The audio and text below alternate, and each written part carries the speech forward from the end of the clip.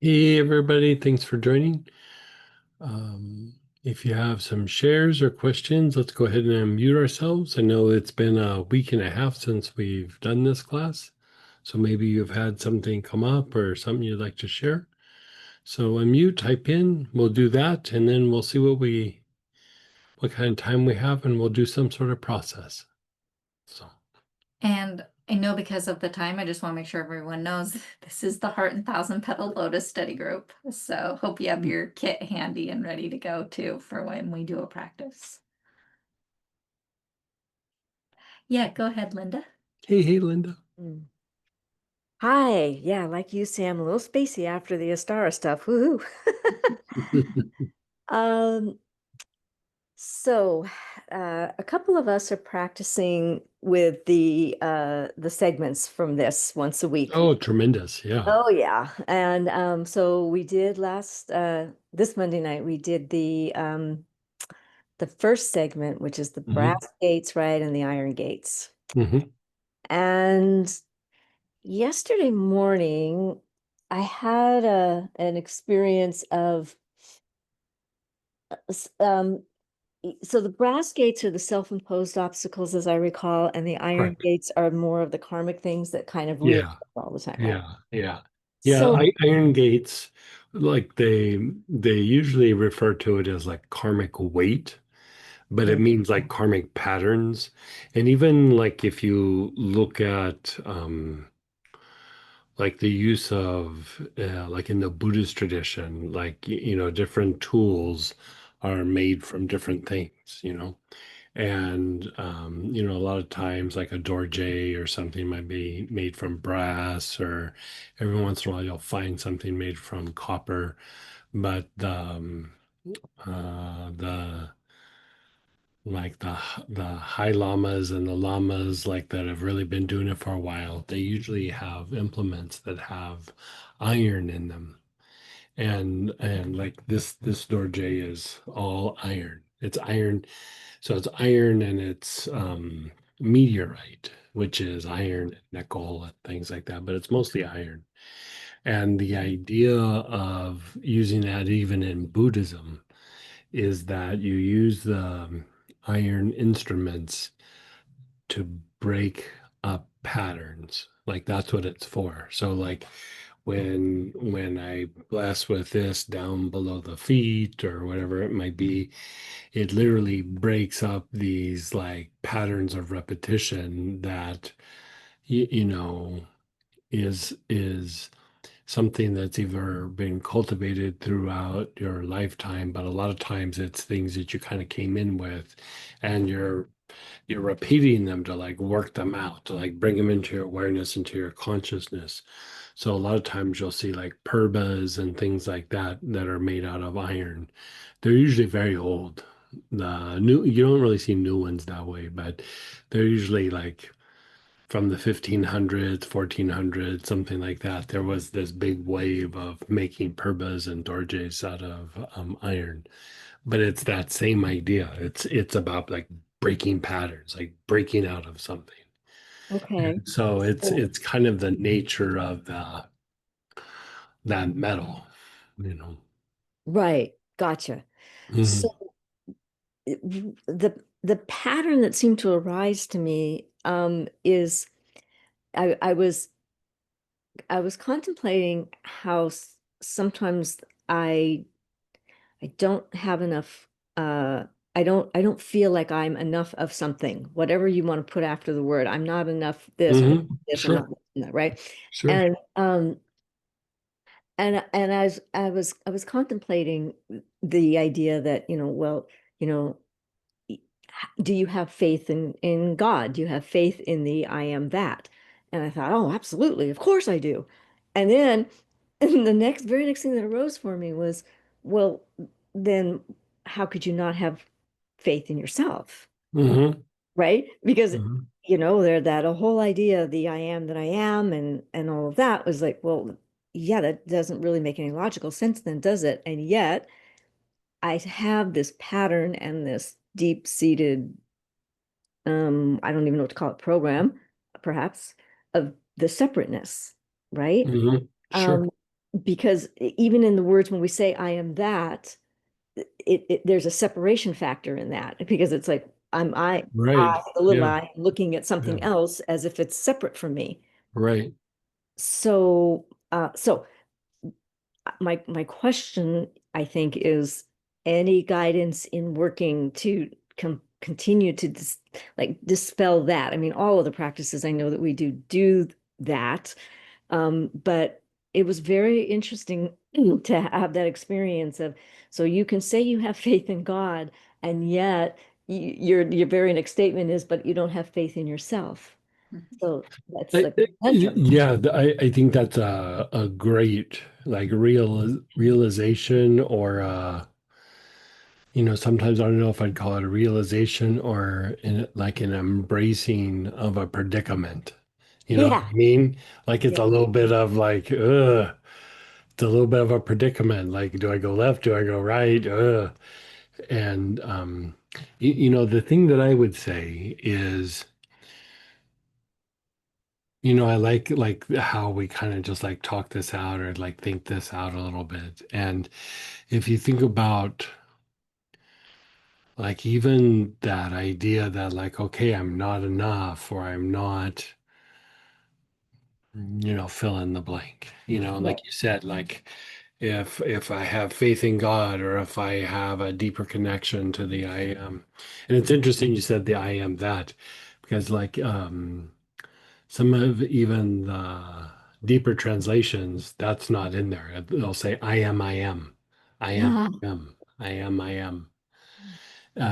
But even that is just a more subtle form of what you're saying.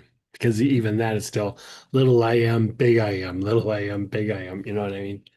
yeah. But the thing that I would say is that, those things that are self-imposed, they're self-imposed, but they're usually self-imposed based on experiences.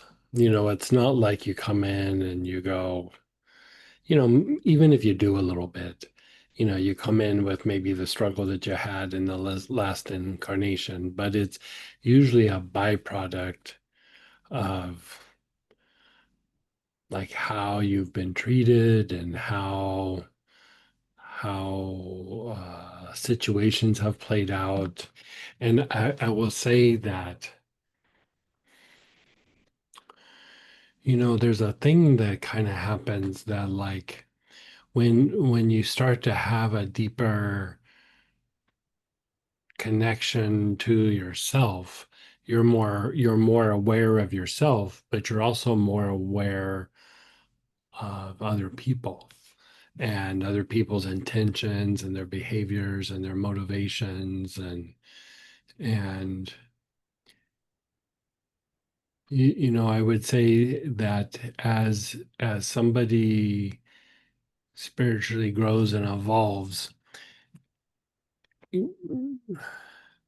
mean, it's definitely a way to diminish or end our suffering, or at least on the path of that. But there becomes an awareness of like the lack of connection that we really truly have. Like a lot of our trauma comes from assuming that we have like a deeper connection with people, or that, you know, I'm not talking about the people who you're genuinely connected with, but just the collective, and that even could be the people around you, not all of them, but some of them. And you know, it's not that they have malintent towards us or that they're meaning us harm. It's just all they can do.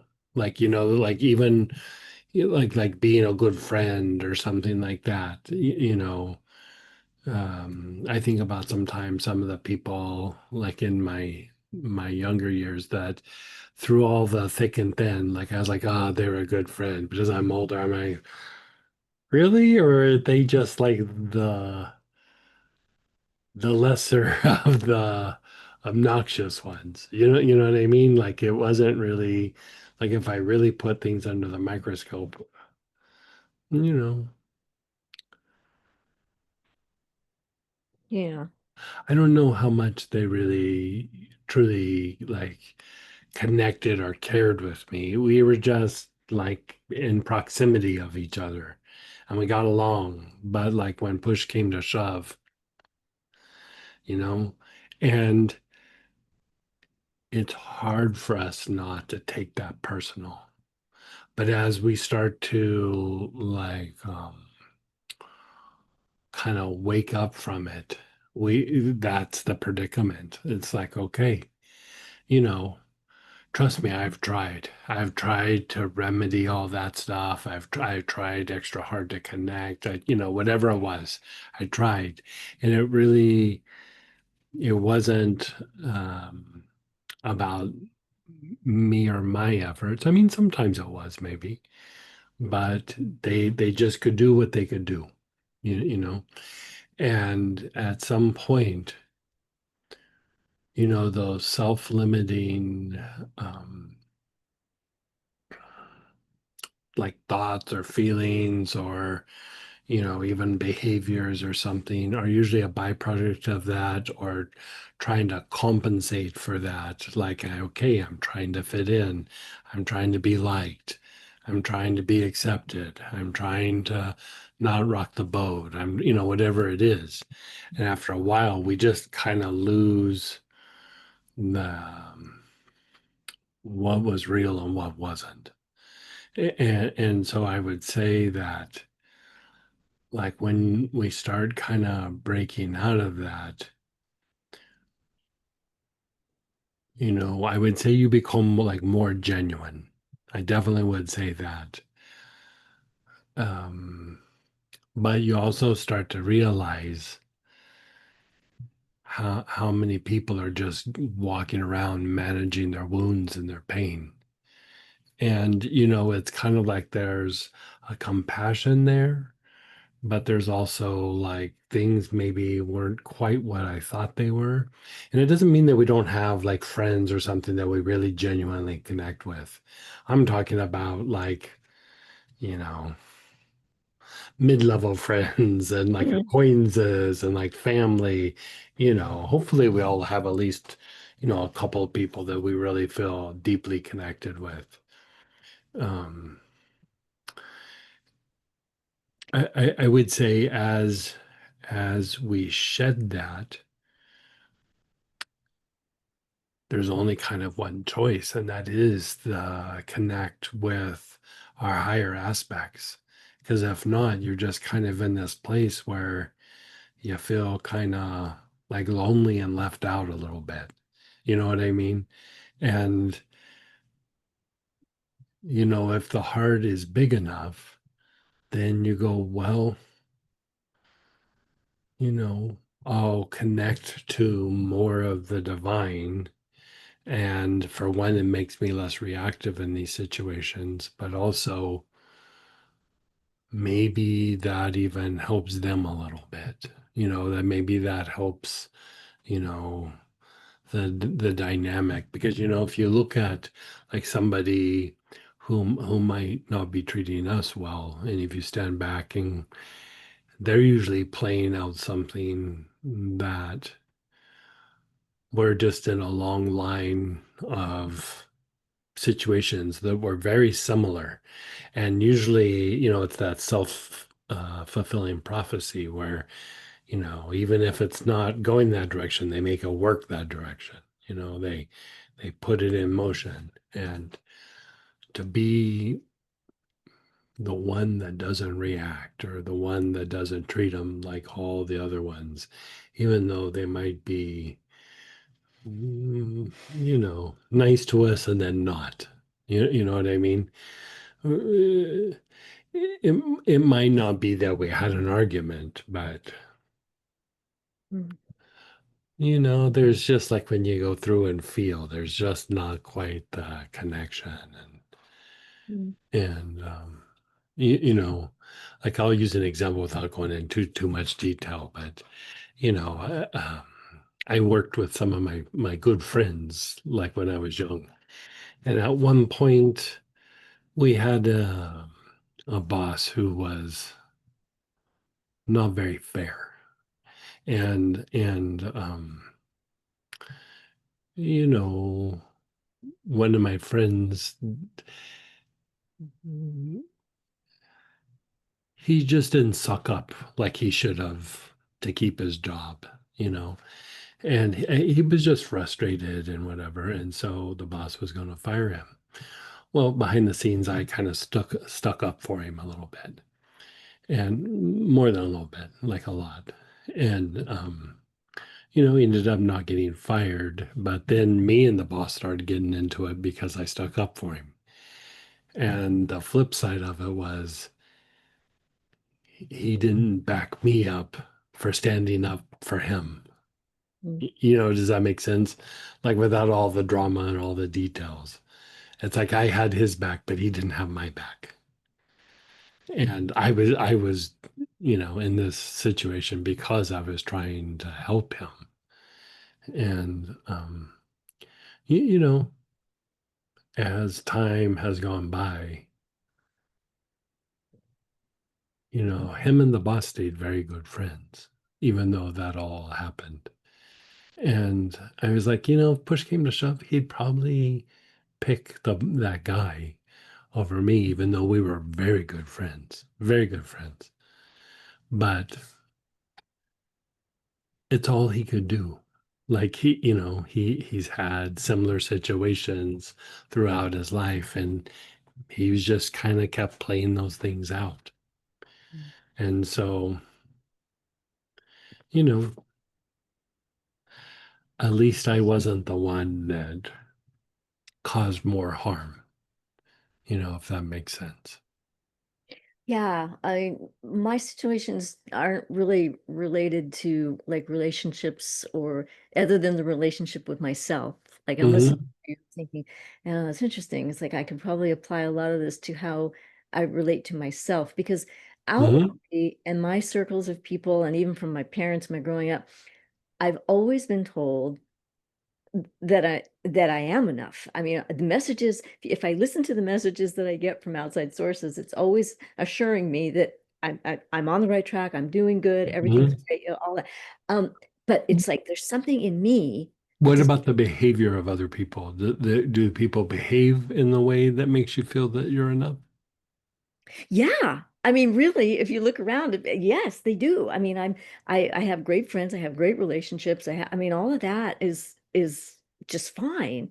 The challenge for me is there's something in me that won't accept it. It's like I don't embrace that because to me, I can still be better. I can still be more. I can still be a better human. I can do more. I'm not doing enough Mm. to be a good human, you know? And Right. like there's just there's something there's some sort of obstacle I have to being able to just lean into only good comes to me. And which is true. I mean, if you look at my life, that's really true. But some part of me won't lean into that and let go and just embrace that. It's like I always have to be on alert. I always have to be making sure I've got my eye on the ball. I don't even know what the ball is. Hmm. I mean, that would kind of imply, I mean, it could be displaced, but that would kind of imply like some sort of defensive component, but it could be just from other areas. It doesn't necessarily have to be in that area, but it got translated in there. Mm. So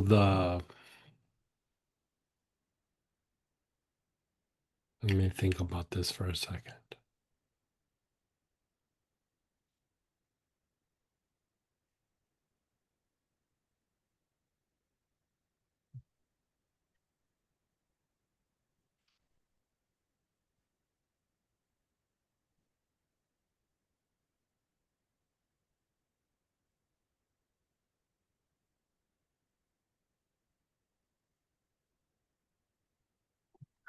Well, you know, let's see here.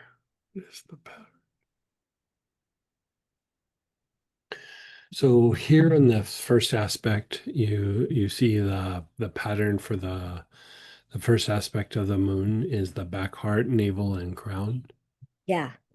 I would reflect on the like that tendency or in situations where that comes up because like you said, like got to keep my guard up, got to perform, got to do whatever. Um, that idea of the back heart, the navel and crown. So for one, that's going to increase vagal tone. But Hmm. two, the idea of the back heart, navel, and crown is also very stimulating to the blue pearl. Mm. And, if you're going to fill those situations with light, that's which light is going to break the pattern, it's going to break up the thought form, it's going to break up the repetition. Um, there is that component kind of built into that. And going from the back heart to the navel and then the crown, you are infusing a kind of like pinkish gold into the brain by doing that particular pattern. Mm. And so instead of going right to the crown, I'd go to the brain and Okay. just like really sit on the brain because as much as we change the physiology of some of these things and we work the vagal tone and all those things from other classes and things, still we gotta work the brain to get the brain and the mental body kind of there. And I would try doing a little bit deeper with that. I mean, you could actually even just do it with the first aspect of the moon, just kind of keep doing the repetition. And, there's the release and then the soul, Mingmen, back heart. You could do that, but you could really just do a lot of repetition with back heart, navel. And then I would go brain for like what you're trying to address. Okay. I mean, because of like how you described it, there is some dynamic about the interaction with the environment. Now, here's the thing is that it could be from the past. It might not be from now. You know Yeah. what I mean? And so there could be some sort of manifestation of that. And so, the other thing you might want to throw into the mix is doing the first aspect, since you're working this and it's about this on the five senses, so do it on the eyes and then do it on the nostrils, on the tongue, the ears, and then the face. Okay. And that will also have an impact of breaking up the mental pattern more, because there is even when it's in our physiology, eventually it hits the mind and the mind becomes repetitive about it. And I've kind of vaguely talked about this, but you know how we have like you have situations or you might have people that even though 10 years has gone by, like little situations just keep creeping up into your mind, like that problem with that person, or there's still like a little tension with that person. That's incubating to be karmic. Like if Yeah. that makes any sense. Like it's like, you have an issue with your boss from 10 years ago, or like a person. Sometimes it's not even big situations, but there was maybe even though they were polite to your face, there was malintent behind it. And you're like, I just can't quite uh, shake that situation. Like they just keeps popping up in the mind.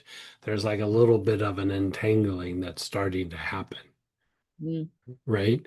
And so I would say pay attention to like people or situations. So like if like you don't feel safe or you got to keep your guard up, like is it around certain people, is it around a certain kind of situation, is it just kind of life in general, like whatever it is.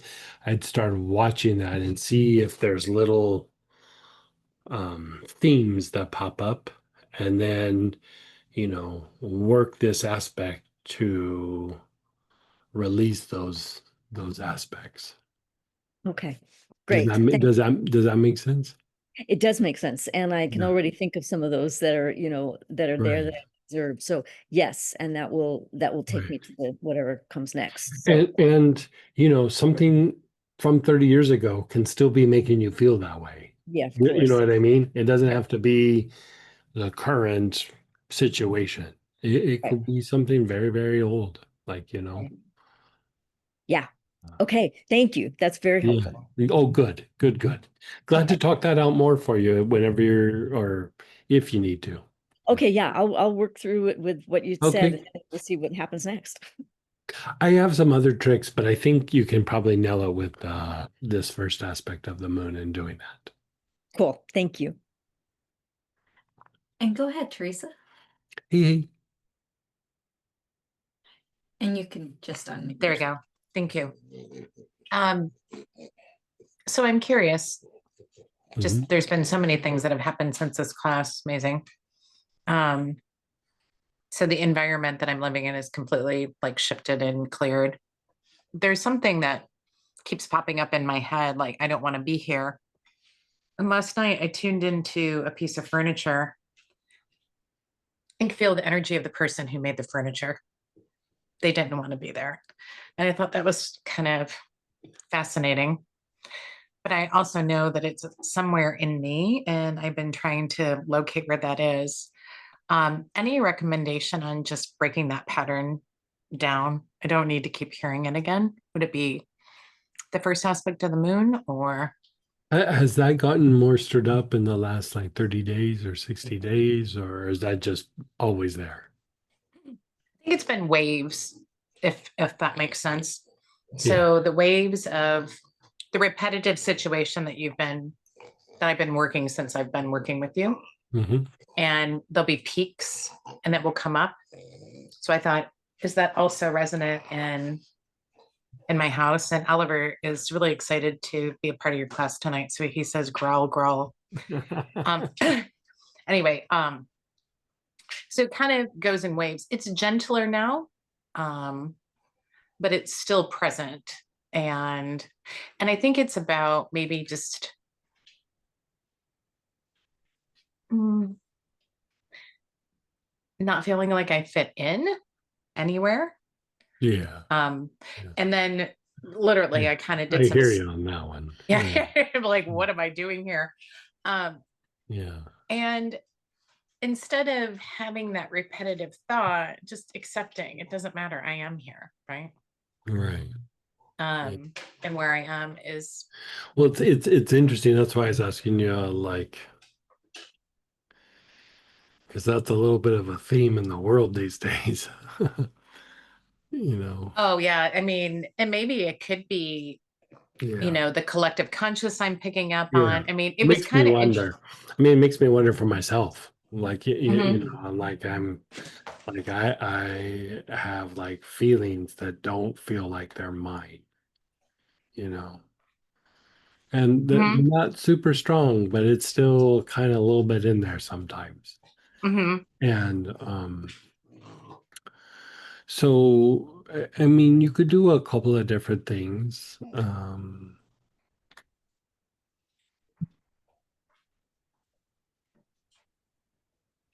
You know, the last aspect, I think it's number 6. Is there only 6 on this one? There's 7, right? 6 or 7? I I had the book up. I Yeah. 7 is the angels. Okay, got it. Yep. So number 6, I Hmm. would work the number 6. Okay. Um, and the thing that I like about this is, for one, that's what's tied to that aspect of the moon. And Mm. that pattern is the 3 brains. And you could say the 3 brains, we talk about like, oh, it's part of instinct and it's part of, the second brain in the gut, which is kind of more of emotion and feeling, and then it's, the brain and our thoughts and all of that.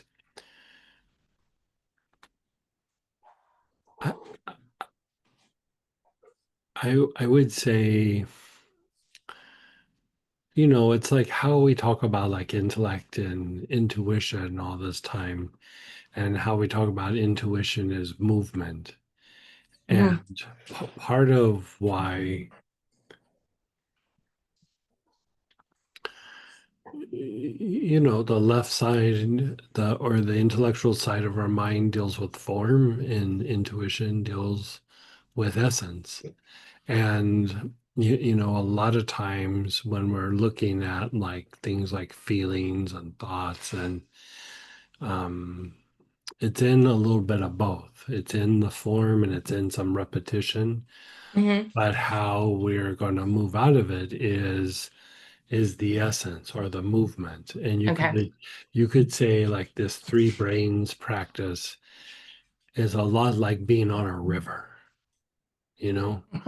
And it is about that flow, because even emotions are really, the intellect sees them as a thing. Mhm. Intuition sees them as a flow. And even instinct, the mind sees it as a thing, but intuition sees it as a flow. Got And it. even like the mental processes, you know, intellect is very repetitive and maintains things and defends things, and kind of judges things, where the intuition is more about a flow. And when it's more intellect, we have to do things to kind of release it or let go of it or disentangle from it or whatever that Mhm. might be. But when it's intuition, it's a lot like just paddling to the better part of the river. You Got know it. what I mean? Like you're just Mhm. like, hey, those thoughts, they're over there. I used to be right in them. They're over there now. Like, Yeah. you just kind of like changing that frequency. And it's like what I kind of say sometimes about like karma is more about how you think than what you're thinking about. Yeah. It's more about that process. And Yeah. I would say, like, when these things, because part of it is probably collective unconscious. I mean, Mhm. bottom line, it's, be it that it was that piece of furniture, the things in the news, we're surrounded by everybody kind of thinking and processing all kind of about the same things in the news and the things going on in the world. And there is definitely group thought that's happening. Mhm. And to be able to be in the world, but not of that thought Yep. process, that's Yep. all about three brains. That's Got it. all about three brains. Yeah. And it is about that flow. And it doesn't mean that it doesn't kind of pop up in your face, but you don't really quite engage it as much. And it's like you're diminishing the value that it has. So Sure. when it arises, you're like, oh, I'm going to do something about it. And then after a minute, you're like, no, I'm not. But like there was a minute where I felt really worked up about it, where in the old days I might have been worked up for a couple of weeks, Yep. a couple Yeah. months or whatever. And so I would say work that practice more. Okay. And that's segment 6, right? And I don't. Segment six, yeah. So you're working the sixth aspect of the moon, and then you're doing three brains. Yeah. And the three brains is. The pattern that's there for it. The sex, Ming Men, Yep. front solar, back Got it. heart, brain, and crown. Okay, great. I, Segment I C. mean, I would say I might not do three brains every day, but I do it Uh-huh. almost every day. Sure. 5 or 10 minutes. I don't do like some big, long, deep practice. From time to time, I do. Sure. But I mean, every day I'm like my vitamins. Like I'm going to, I haven't got three brains yet. 5, 10 minutes, inhale a little something or whatever. And, you know, Mhm. go. Yeah. Okay. Well, thank you. I have noticed as you were talking that my ability. Oh, hold on a second. Get that out of your mouth.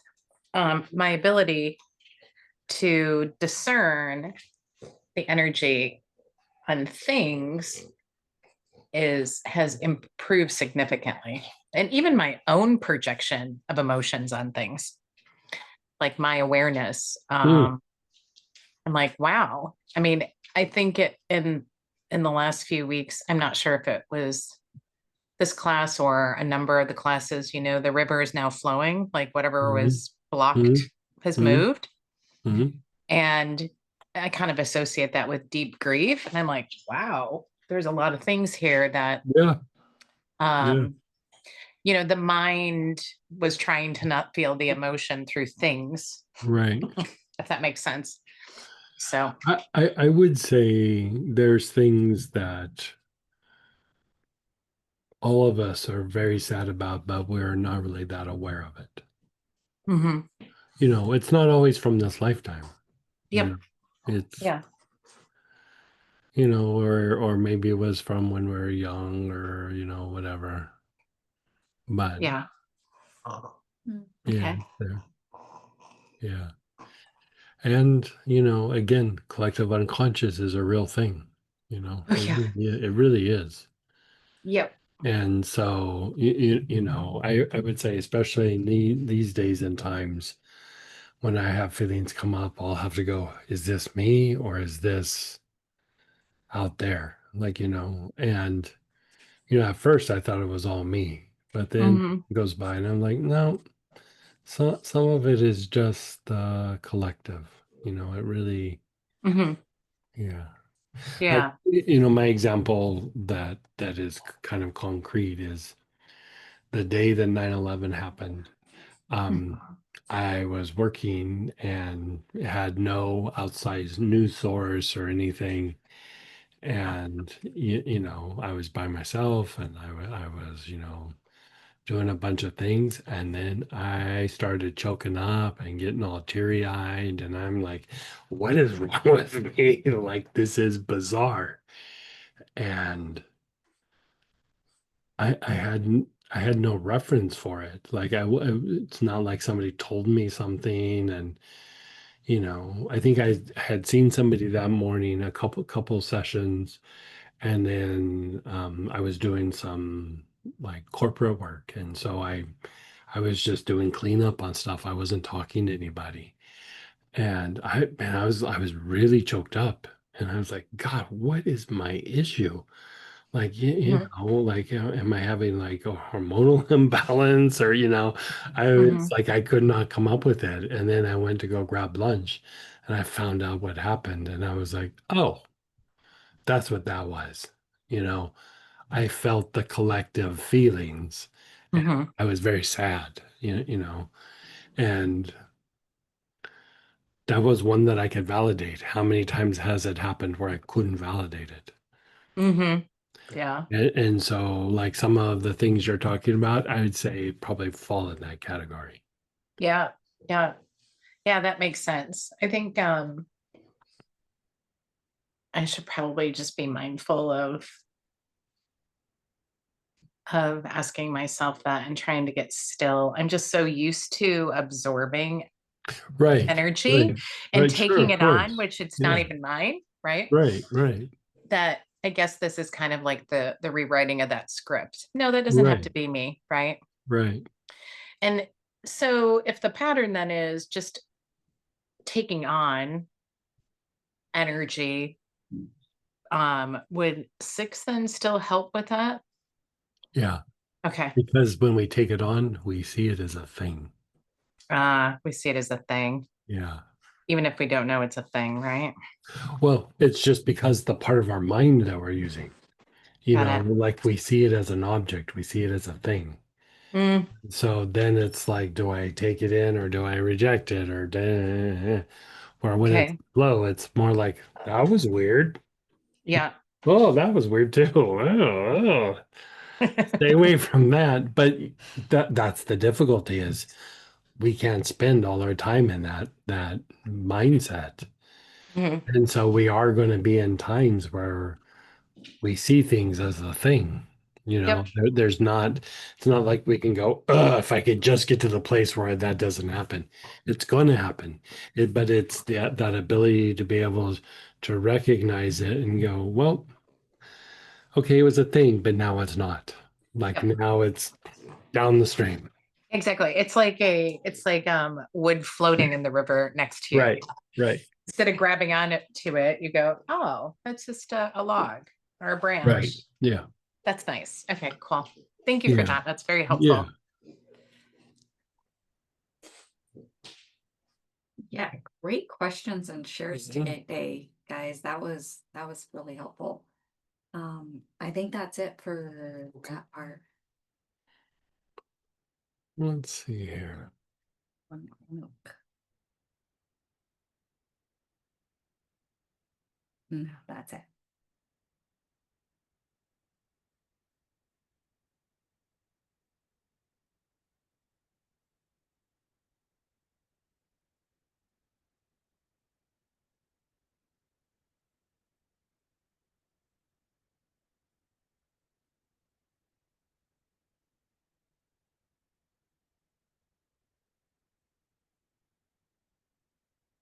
So how about if we pull out the fourth aspect? This has a lot to do with um, like truth, and I have to look at my notes actually. If I remember right.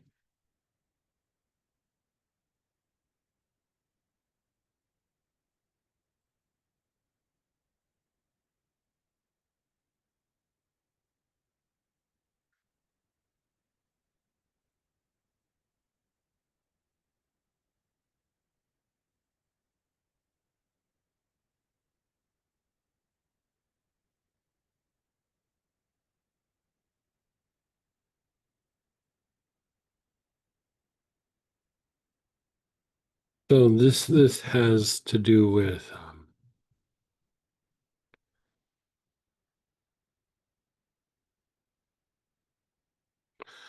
aligning the practitioner with the aspect of um, God that's about oneness, which is the holy name for the crown. So it's your higher aspect. It's a higher aspect of divine will.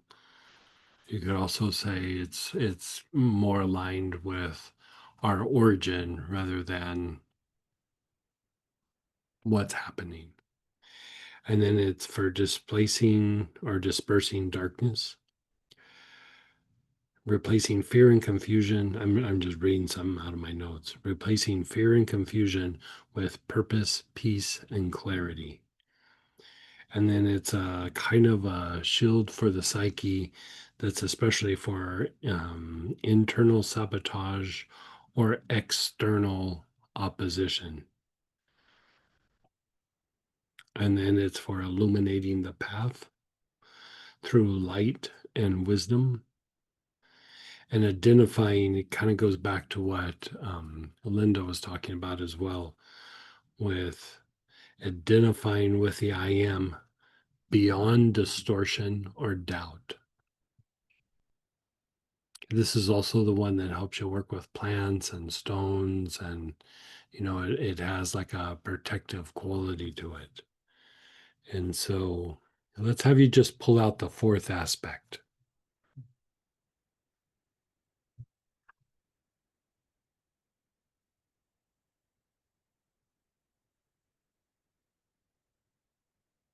And with the fourth aspect, begin inhaling. Your awareness is on the lungs. Your awareness is on the lungs. You're taking nice, long, slow, deep breaths.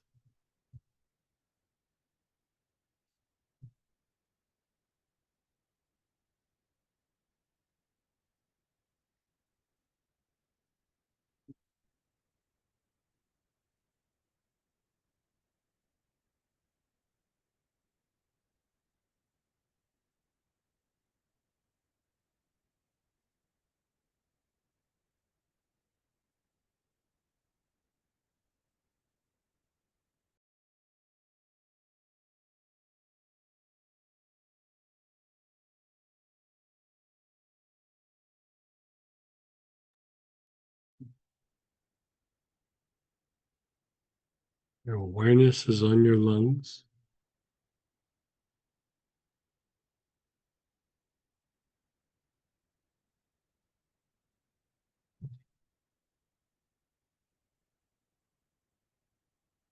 And then move your awareness to the liver, right hand side below the ribs.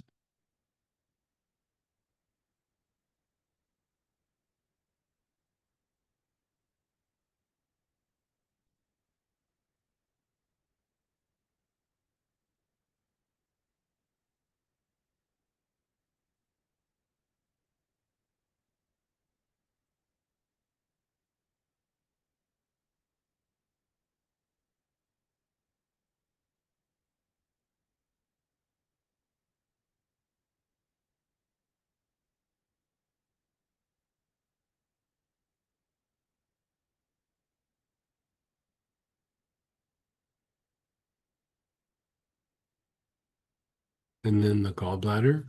So your midline, the midline of your body, 2 inches to your right, below the ribs.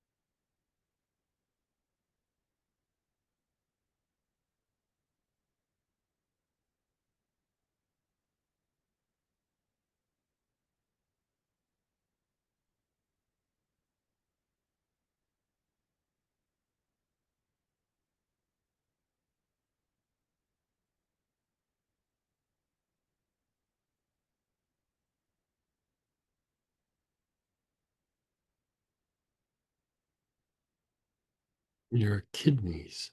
Your awareness is on your kidneys.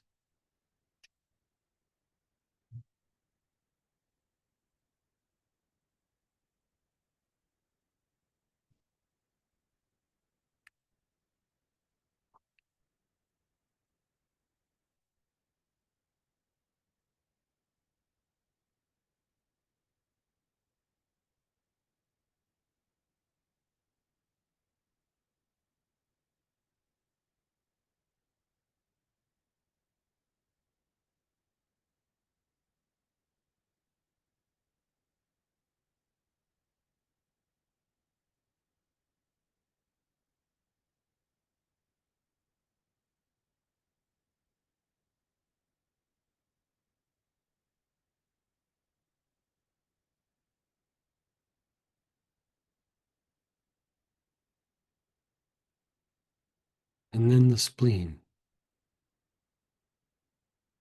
Left hand side of your body, below your ribs.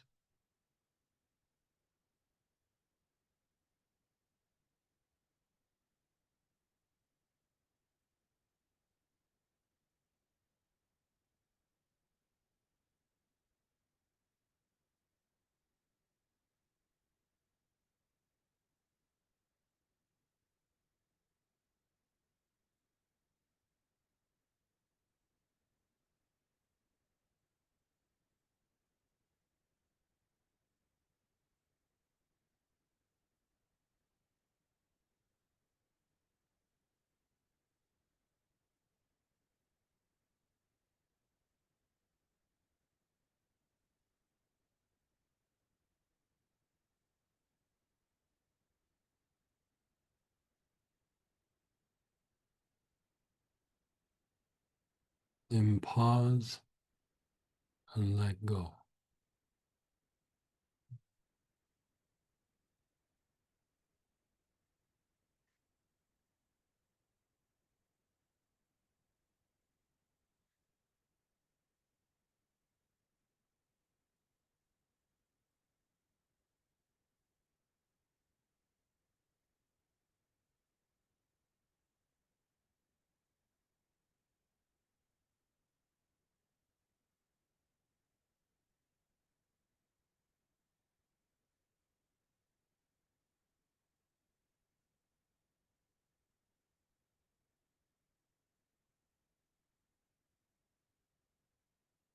Begin inhaling again. Your awareness is on the armpits.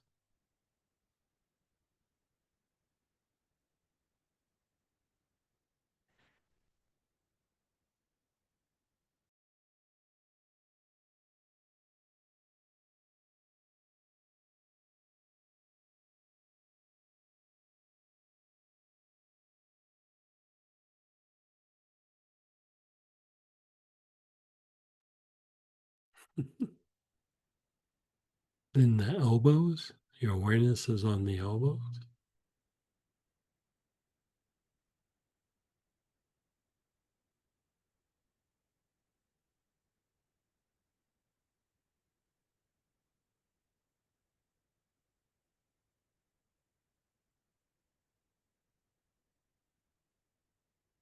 The wrists.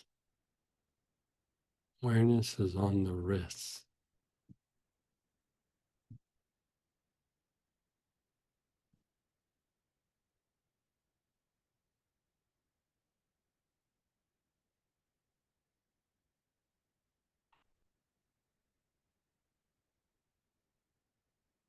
The palms of your hands.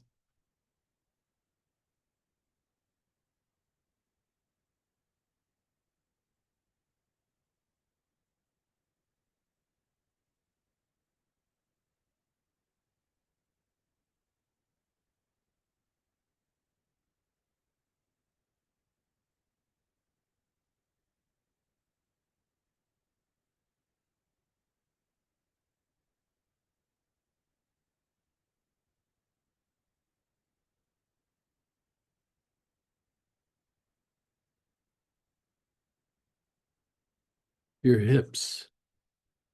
Your awareness is on your hips.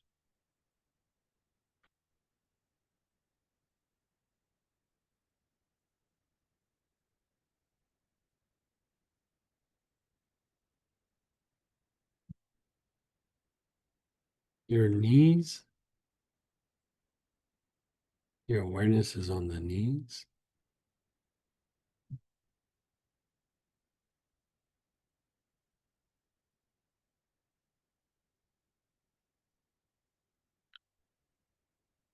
And the ankles.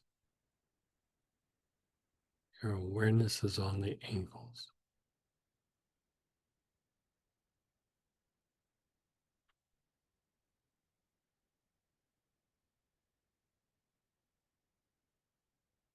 The soles of your feet.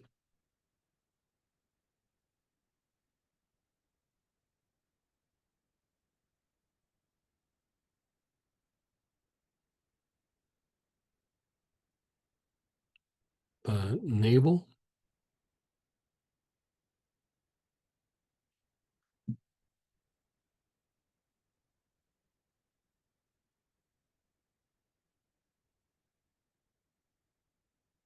And an inch and a half below the navel.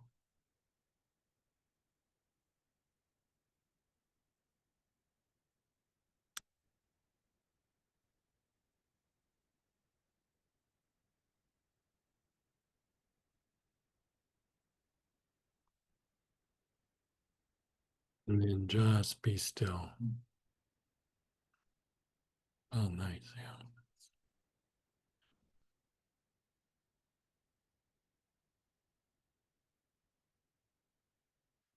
So we'll be doing like little pop-ups with both the Angelic Encyclopedia in this class in July, maybe even the end of June.